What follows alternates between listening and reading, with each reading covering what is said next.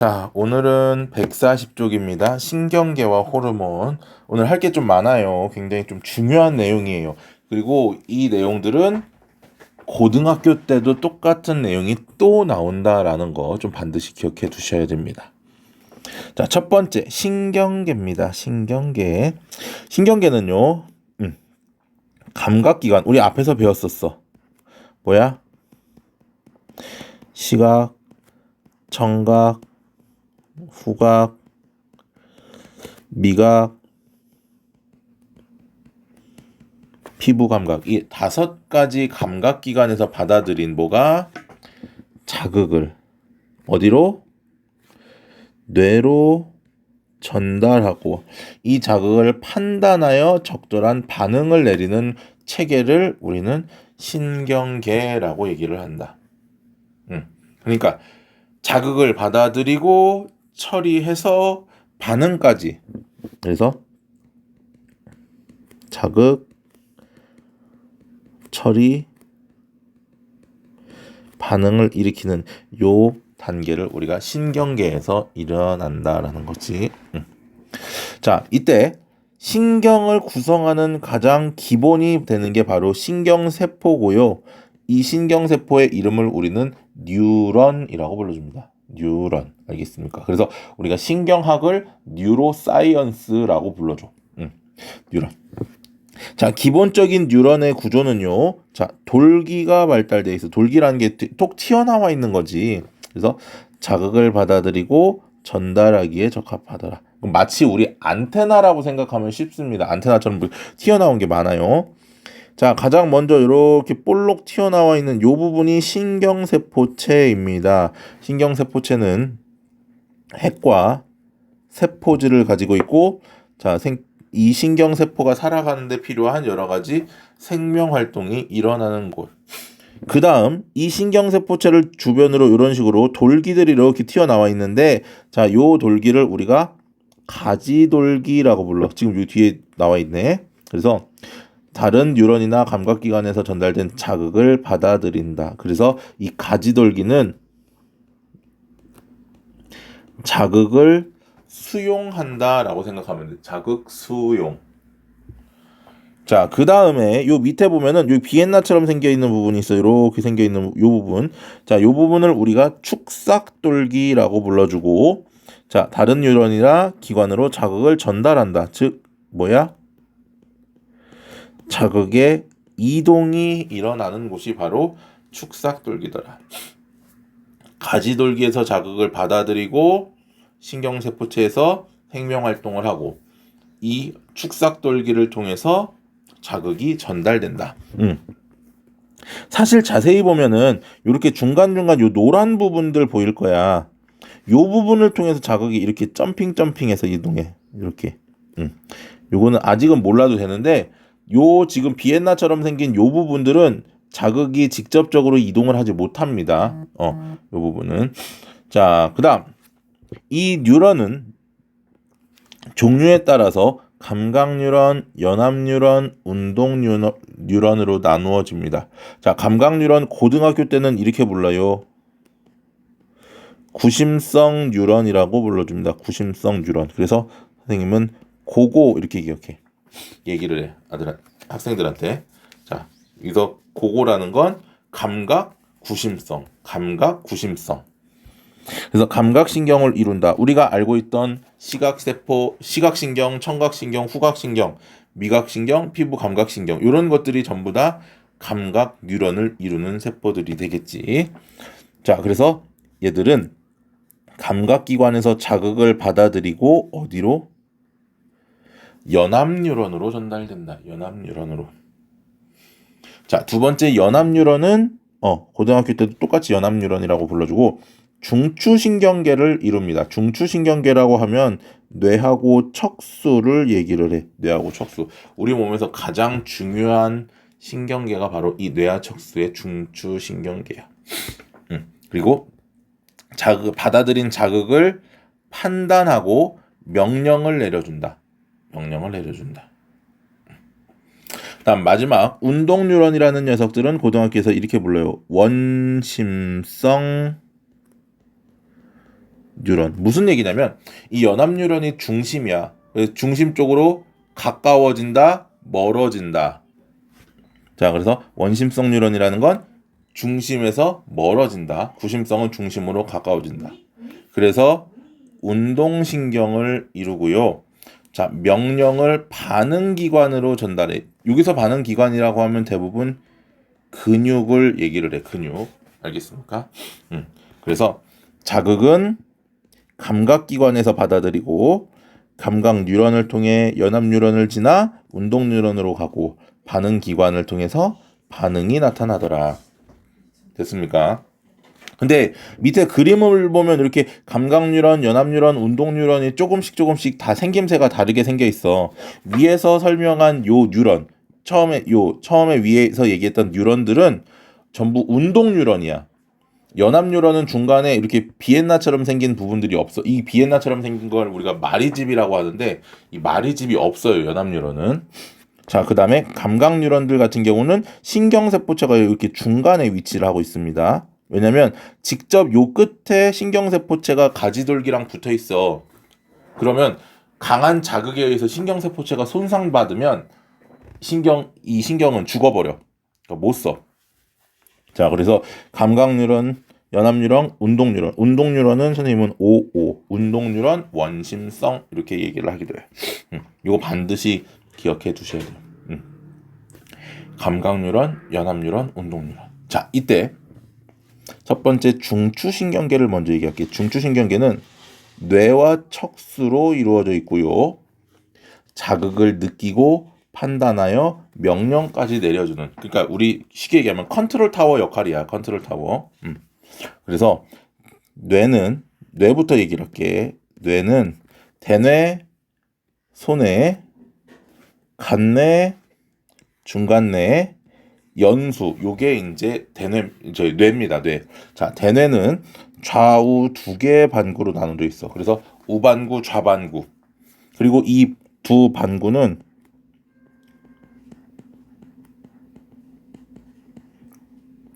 신경이 교차됩니다. 어디에서? 연수에서. 그러니까 연수에서 신경이 교차되기 때문에 우반구는 우리 몸의 왼쪽을 조절을 해. 왼손과 왼팔, 왼손, 왼팔, 왼다리, 왼쪽 다리. 좌반구는 오른쪽, 오른손, 오른팔, 오른다리. 이쪽을 조절을 해. 그래서 이 대뇌가 예를 들어서 좌뇌가 고장이 나면 오른쪽이 마비가 올 수 있고 우뇌가 고장 나면 왼쪽이 마비가 올 수도 있습니다. 그래서 신경이 교차되어 있기 때문에 오른쪽과 왼쪽이 서로 반대로 연결되어 있더라. 그다음 자극을 느끼고 판단하고 적절한 신호를 내리더라. 그래서 우리 몸 감각과 운동을 조절하더라. 감각을 담당하는 부분을 감각령, 운동을 담당하는 부분을 운동령 이렇게 얘기를 하고요. 자, 기억, 추리, 학습, 감정 등 정신활동, 고등 정신활동 등을 담당을 합니다. 그러니까 주로 사람이 잘하는 것들이 이런 대뇌에서 나타나는 거예요. 사람은 대뇌가 특히 발달했기 때문에. 동물들에 비해서 대뇌가 사람이 특히 많이 발달했기 때문에 이런 고등 정신활동들이 더 뛰어나더라, 사람이. 그래서 선생님 요 대뇌에다가는 항상 이렇게 붙여. 사람 대뇌. 그러니까 마치 백범 김구성 선생님처럼 우리가 호만 알아도 이게 기능이 뭐구나라는 걸 알 수 있다라는 거죠. 사람 대뇌라는 건 대뇌가 하는 작용들이 대부분 사람의 작용이다라는 거. 두 번째 소뇌로 갑니다. 소뇌는요 자기 뒤통수에 주먹만하게 있습니다. 그래서 근육 운동을 조절하고 자세와 균형을 유지해. 우리 청각에서 있었던 반고리관과 전정기관 있지. 반고리관과 전정기관이 바로 이 소뇌와 연결돼 있어. 그래서 선생님은 얘를 평형소뇌 이렇게 불러. 평형소뇌. 우리 몸의 평형이라던가 아니면 자세 이런 것들을 조절하는 게 바로 평형소뇌더라라는 거. 됐나요? 물론 얘들 근육 운동 조절하는 건 대뇌하고 같이 해. 그래서 우리가 의지대로 움직이는 뭐 손가락을 까딱까딱, 목을 까딱까딱, 다리 움직이는 거 근육 운동들 전부 다 대뇌와 소뇌가 같이 하는 반응이더라. 자, 그래서 사람대뇌, 평형소뇌. 그 다음에 간뇌는요, 항상성 간뇌라고 불러. 항상성 간뇌. 그래서 체온이나 체액의 농도 등을, 즉 우리 몸의 상태를 일정하게 유지시켜 주는 거고, 이 유지시켜 주는 작용이 바로 항상성입니다. 항상성. 우리 몸을 항상 일정한 상태로 유지시켜 준다. 됐나요? 그 다음에 중간뇌. 눈 중간뇌. 자, 눈의 움직임이라던가 동공 홍채의 변화를 조절하는 역할을 하는 게 눈 중간뇌. 중간뇌의 역할이지. 자, 그래서 자, 사람대뇌, 평형소뇌, 항상성 간뇌, 눈 중간뇌. 그리고 무슨 연수? 자, 생명연수라고 선생님은 얘기해. 생명연수. 이 생명연수라는 건 심장박동, 호흡, 소화운동 같은 뭐야?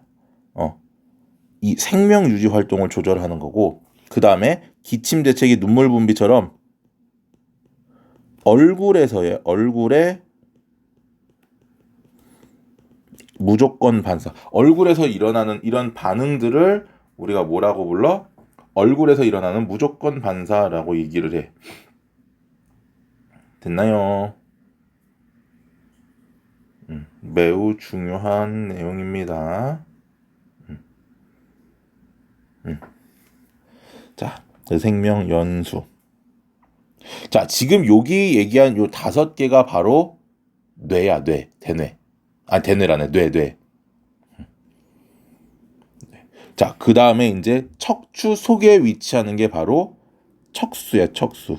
척수는요, 뇌와 말초신경 사이에서 신호를 전달하는 통로인데, 결국 무슨 얘기냐면 이 척수는 우리 몸의 반응을 조금 빠르게 하기 위한 게 바로 척수야. 그래서 이 척수는 의지와 관계없이 일어나는 반응의 중추, 즉 몸에서 일어나는 몸의 무조건 반사가 바로 이 척수에서 일어납니다. 몸의 무조건 반사가. 그래서 예를 들면 뭐 뜨거운 걸 만졌을 때 아 뜨거, 따가운 걸 밟았을 때 아 따거, 뭐 이런 것들, 아니면 뭐 무릎을 치면 무릎이 올라오는 무릎 반사, 이런 것들이 전부 다 뭐더라? 척수에서 일어나더라. 그래서 요 반응 굉장히 중요한 반응입니다. 그래서 각각의 대표되는 예들은 좀 반드시 기억해야 돼. 그래서 대뇌는 무슨 대뇌? 사람 대뇌. 즉 사람이 하는 고등 정신 활동. 물론 사람만 하는 건 아니라고 했지만, 그래서 고등 정신 활동 뭐 있었어? 뭐 기억, 추리, 판단 이런 것들이 있었고, 그다음에 손해는 평형손해. 평형손해라고 해서 우리 몸의 평형을 조절하고 회전 감각이라던가 이런 것들이 평형손해. 그다음에 간뇌는 우리 몸을 항상 일정한 상태로 유지시켜주는 체온이라던가 체액의 농도, 뭐 혈당량 이런 것들은 항상성 간뇌. 항상성은 항상성 간뇌. 그다음에 눈 중간뇌. 눈은 눈의 운동이라던가 홍채 동공의 조절 이런 것들은 중간뇌가. 그리고 마지막 생명에 관련된 심장 박동이라던가 아니면 뭐 호흡이라던가 뭐 아니면 뭐 소화라던가 이런 것들은 뭐가 전부 다 중간뇌 연수가 조절을 한다라는 거지. 됐습니까? 자, 그리고 이 연수 같은 경우는 얼굴에서 일어나는 재채기, 기침, 하품, 눈물, 콧물 이런 것들, 얼굴에서 일어나는 무조건 반사. 이거는 뭐 내 의지대로 되는 것들이 아닙니다. 이 무조건 반사는. 반면에 척수는 몸에서 일어나는 무조건 반사들. 그래서 뭐 뜨거운 거나 따가운 거를 피하는 회피 반사라고 불러주고, 회피 반사. 그리고 또 무릎을 때렸을 때 무릎이 올라오는 무릎 반사. 그리고 오줌이라던가 똥을 싸는 배변, 배뇨 반사. 이런 것들은 척수가 조절을 한다. 자, 이게 이제 중추신경계입니다. 중추신경계라는 게 우리 몸의 가장 중심에 있어서 굉장히 중요한 요소로 작용하는 거지. 그 다음이 말초신경계인데요. 이 말초신경계는 감각신경과 운동신경으로 나누어집니다. 감각신경과 운동신경. 그래서 얘들은 온몸에 퍼져 있고요.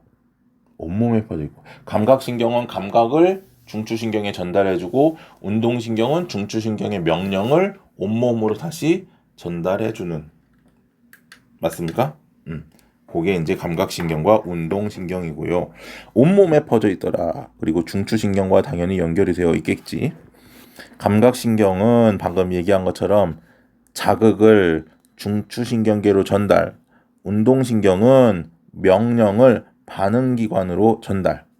그러니까 항상 어디에서 감각신경에서 중추신경계를 통해 운동신경으로 자극이 이동한다라는 건 굉장히 중요한 내용이고요. 자, 특히 이 운동신경 중에서 이 자율신경은 운동신경 중에 하나입니다. 운동신경이 크게 두 가지가 있어. 첫 번째는 체성신경이라고 해가지고 내가 의지대로 움직일 수 있는 것들, 즉 뼈 주변에 붙어있는 근육, 골격근에 붙어있는 신경들은 운동신경 중에 체성신경계라고 불러주고, 반면에 내장 같은 데 붙어있는, 내장기관에 붙어있는 또는 심장에 연결되어 있는 내장기관의 연결 또는 심장. 심장은 내장기관이랑 좀 다르게 얘기를 합니다. 내장기관이나 심장에 연결되어 있는 것들을 자율신경이라고 불러주고, 마치 고등학교 자율학습처럼 내 의지대로 조절되는 게 아니고 얘들은 뭐더라? 그냥 몸이 자율적으로 조절하는 거더라. 몸에서 자기들 맘대로 자율적으로. 그래서 자율신경이라고 불러주는데, 이 자율신경 중에서 교감신경은 우리 몸을 무슨 상태로 흥분 또는 긴장 상태를 유지시켜주는 게 교감신경이고요. 부교감신경은 진정 상태를 우리가 이제 부교감신경이라고 얘기를 해. 그래서 흥분하거나 긴장하게 되면 동공이 커지고, 호흡이 빨라지고, 심장도 빨라지고, 소화는 안 되고. 부교감은 반대로 전부 반대지. 그래서 부교감신경이 작동을 하게 되면 진정하게 되면 동공은 축소되고, 호흡은 억제되고, 심장박동도 억제되고, 반면에 소화는 잘 되고. 그러니까 우리가 긴장했을 때 뭘 먹게 되면 잘 체하는 이유가 이거고, 또 긴장했을 때 우리가 심호흡을 크게 하라고 하는 이유도 교감신경을 조금 억제시키고 부교감신경들이 작용하게 만들기 위해서 우리가 그렇게 얘기를 합니다.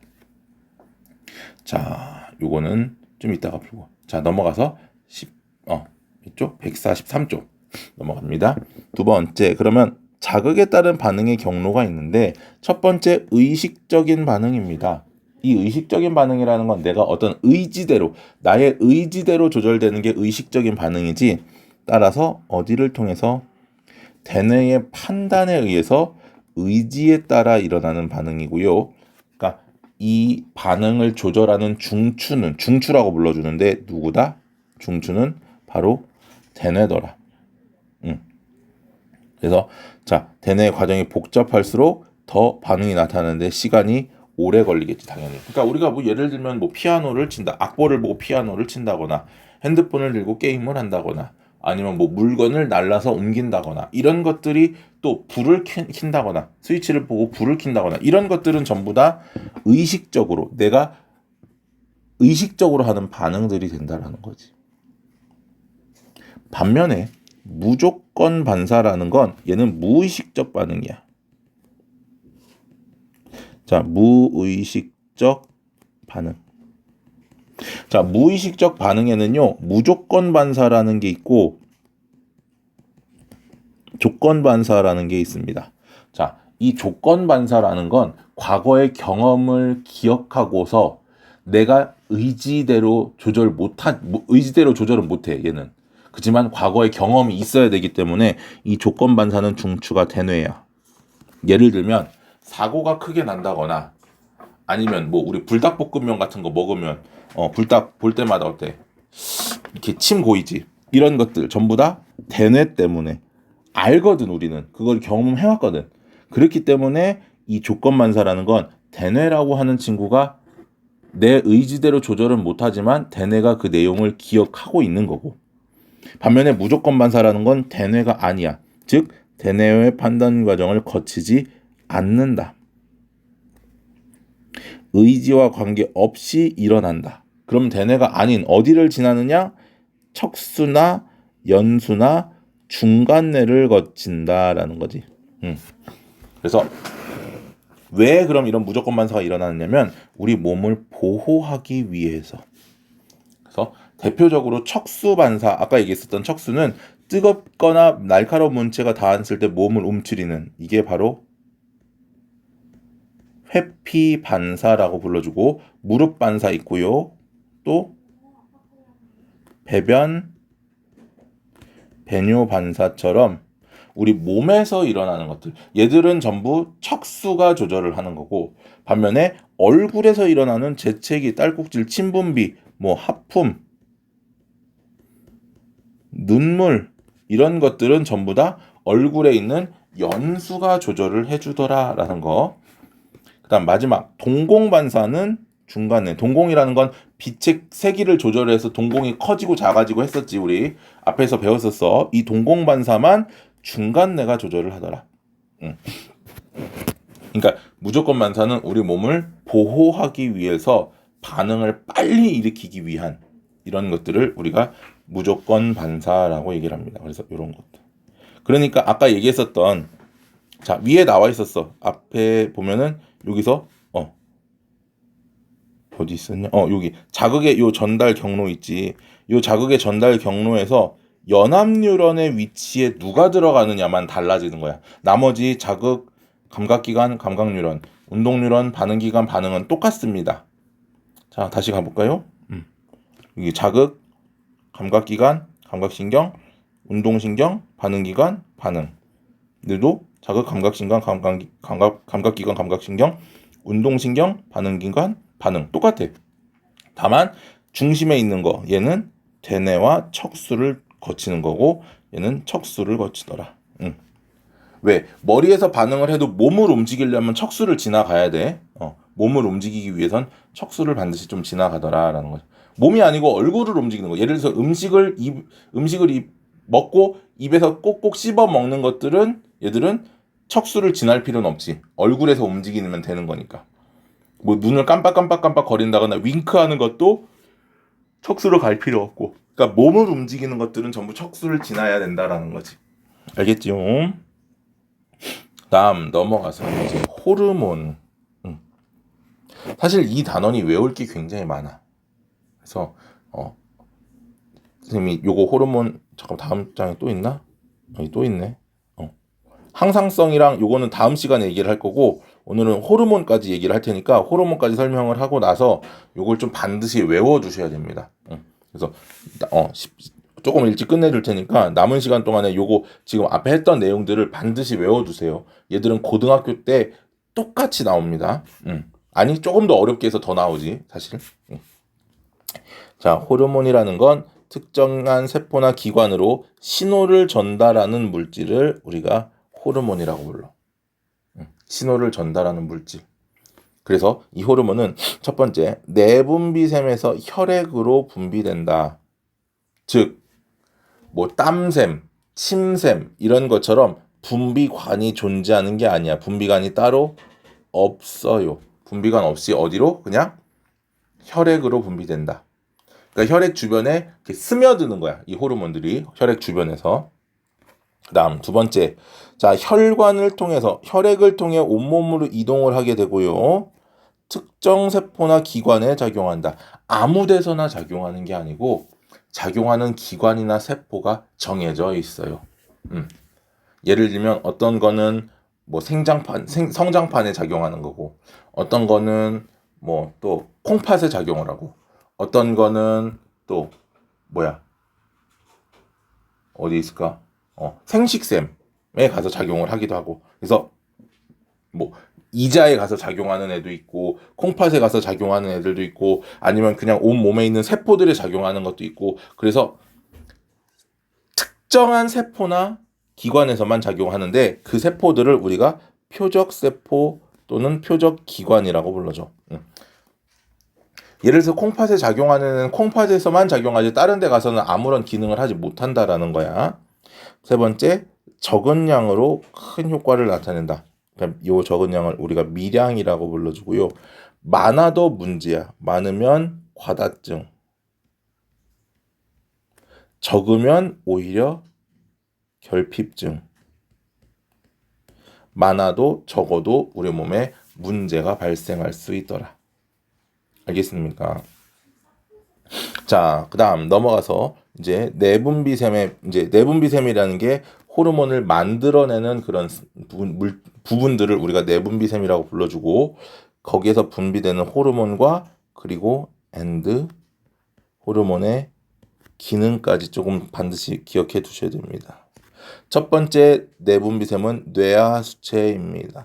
뇌하수체는요 크게 전엽과 후엽으로 나눠집니다.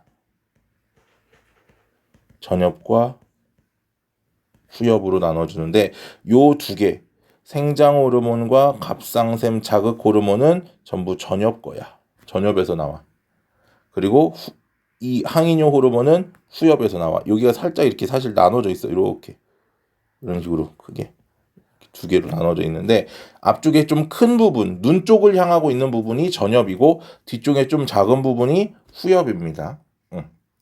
그래서 전엽에서는 크게 생장 호르몬하고 무언가를 자극하는 호르몬들, 자극 호르몬들이 분비가 됩니다.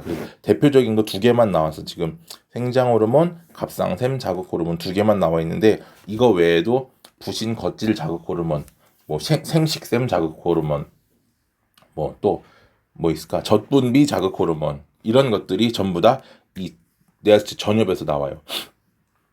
이제 여성의 생리 주기에서 이제 배란을 유도하는 그런 호르몬들도 여기 뇌하수체 전엽에서 분비가 됩니다.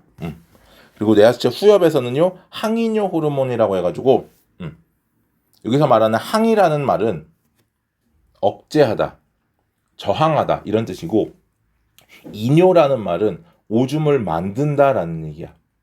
그러니까 항이뇨 호르몬은 오줌을 만드는 걸 억제한다. 즉 항이뇨 호르몬이 분비되면 오줌의 양이 줄어드는 거야. 그래서 얘들은 콩팥에서 작용하더라. 자, 생장 호르몬 당연히 몸의 생장을 촉진하겠지. 생장 호르몬이 많이 분비되면 과다증에 의해서 거인증이 나올 거고 또 적게 분비되면 생장 호르몬이 적게 분비돼서 소인증이 될 거고. 그다음 생장기 이후에 이 생장 호르몬이 많이 분비될 수가 있어. 예를 들면 선생님처럼 이렇게 다 큰 뒤에 생장 호르몬이 많이 분비되면 귀나 코, 손, 발 이런 데가 커져. 키가 크는 게 아니고 그걸 말단 비대증이라고 불러. 그래서 많아도 문제, 적어도 문제더라. 그다음 요 갑상샘 자극 호르몬 굉장히 중요합니다. 갑상샘 자극 호르몬요 티록신의 분비를 촉진시켜 주는 겁니다. 그러니까 티록신이라는 물질이 많이 나올 수 있게끔 자꾸 옆에서 자극을 시켜주는 게 갑상샘 자극 호르몬이고 항이뇨 호르몬은 콩팥에서 물의 재흡수를 촉진하더라. 즉 콩팥에서 방광으로 이동을 해야 할 오줌들, 걸러져야 되는 오줌들에서 물을 쪽쪽쪽쪽 빨아들여. 그러니까 오줌이 당연히 적게 만들어지더라라는 것이. 이게 뇌하수체에서 분비되는 호르몬들이고요. 밑으로 내려가면 목 부근에 갑상샘, 우리 그 목에 이제 이렇게 볼록 튀어나온 부분 있잖아. 남자애들 이렇게 사과 삼킨 거, 이게 사과 걸렸다고 하는 그 부분, 성대. 거기 주변으로 이제 갑상샘이라는 게 존재하는데 이 갑상샘에서 분비되는 호르몬은 티록신이라는 호르몬입니다. 위에서 갑상샘 자극 호르몬이 분비됐었지 이 갑상샘 자극 호르몬이 분비되면 얘들이 갑상샘을 자극해서 티록신이 많이 분비가 되는 거야. 근데 이 티록신은 언제 많이 분비가 되냐면 우리 몸에 에너지를 많이 필요로 할 때 또는 추울 때. 그래서 뭐를 세포 호흡을 촉진하더라. 세포호흡. 세포호흡이 촉진된다는 건 에너지가 많이 발생하더라라는 거야. 에너지가 많이 발생한다. 그지? 그래서 추워서 체온이 낮아서 춥거나 아니면 뭐 운동 같은 걸 해서 체온이 에너지를 많이 필요로 해야 되거나 이럴 때 그래서 갑상샘에서 티록신이 많이 분비되면 보통 우리가 살이 좀 잘 안 찌고 반대로 티록신이 적게 분비되면 살이 좀 많이 찌고 요런 특징들도 좀 있어요. 그 다음은 아드레날린, 부신에서 나오는 건데 부신도 사실은 겉질과 속질이 있는데 고등학교 때는 그걸 다 배워. 갑상샘 말고 부갑상샘이라는 것도 있고 이런 거 다 있는데 고등학교 때 배우는 거니까 지금은 넘어갈게. 부신에서는 에피네프린 또는 아드레날린이라고 하는 물질이 분비가 되는데 잘 아는 것처럼 얘가 분비되면 심장 박동이 촉진되고 혈당량이 증가하고 혈압이 상승합니다. 즉 언제? 긴장 상태에서 조금 자주 나타나는 현상이 바로 이 아드레날린, 긴장 또는 흥분 상태에서. 그래서 심장 박동이 촉진되고요. 또 혈당량이 증가해. 혈당량이라는 게 혈액 속의 포도당의 양을 우리가 혈당량이라고 불러. 그리고 혈압도 상승하더라. 심장 박동이 빨라지기 때문에 혈압도 세진다. 자, 요거 굉장히 중요하고요. 얘도 중요합니다. 이 항이노도 중요하네. 생장 호르몬 빼고는 거의 다 중요하다고 보면 돼.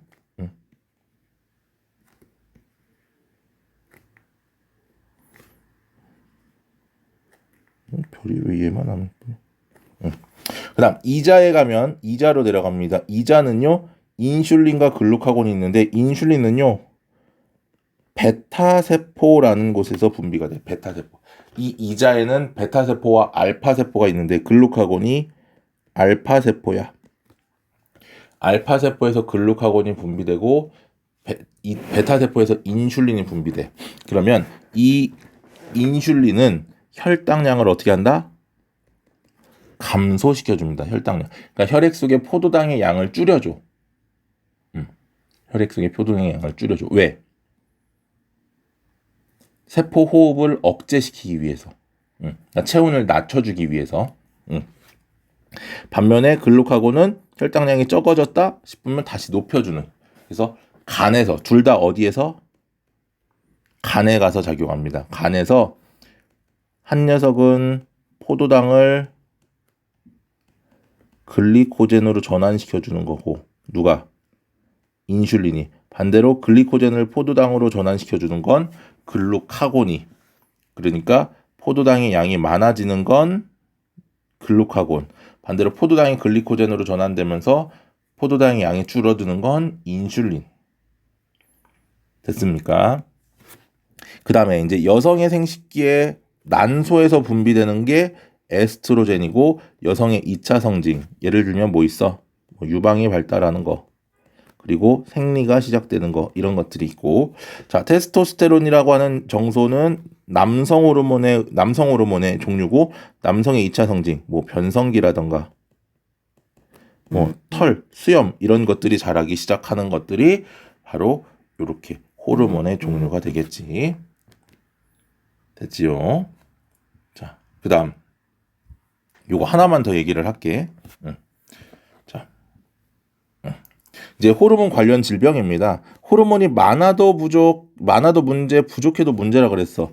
생장 호르몬이 부족하면 소인증, 많으면 거인증. 그리고 성장기 이후 선생님처럼 이렇게 나이가 들었을 때는 말단 비대증이 된다 그랬고. 자, 티록신도 마찬가지로 티록신이 결핍되면 갑상샘 기능 저하증이라고 해서 에너지를 쉽게 만들어내지 못한다.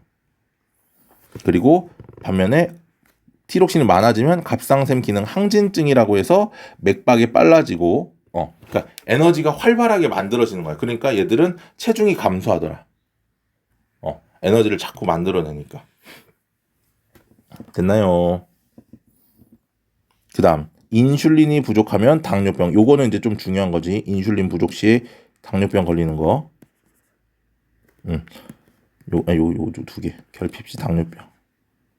그래서 얘들은 오줌에 당이 섞여 나온다. 실제로 오줌에는 당분이 섞여서 나오면 위험합니다. 그러면 이제 잘못하면 죽을 수도 있어.